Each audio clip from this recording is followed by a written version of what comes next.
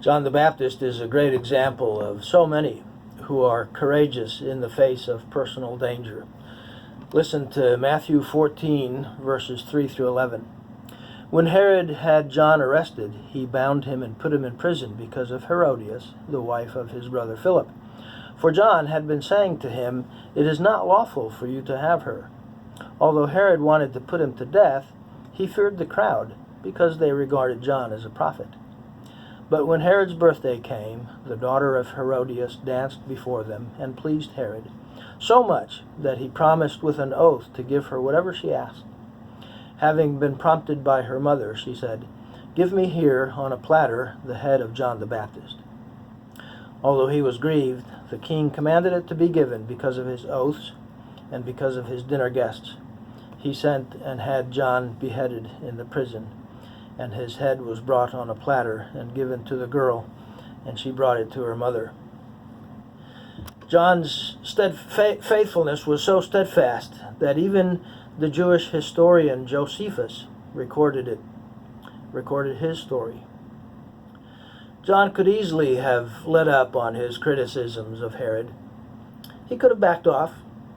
He could have just said nice, inclusive things to Herodias. He could have shown more toleration about their relationship. What business was it of his anyway? I find it interesting that Jesus did not miraculously deliver John from prison. Peter was miraculously delivered the evening before his scheduled execution, and so were others, but not John. John and so many others were left to suffer and to die. And don't think that Jesus didn't care. We read the next couple of verses, verse 12 and 13. His disciples came and took away the body and buried it, and they went and reported to Jesus. Now when Jesus heard about John, he withdrew from there in a boat to a secluded place by himself. Jesus needed to get away from the crowds to give him and his disciples a chance to grieve the loss of his friend and his relative. Although it didn't quite work out that way, the crowds found him anyway. When he saw the large crowd, he felt compassion for them, and he healed their sick. And he fed them. The miraculous feeding of the 5,000 comes right next. I don't really understand why some people are cured when we pray and some are not. I really don't understand why some people have to suffer so much for following Jesus, while others of us do not. But I am learning to trust that he does understand, and that he's doing the right thing, the best thing.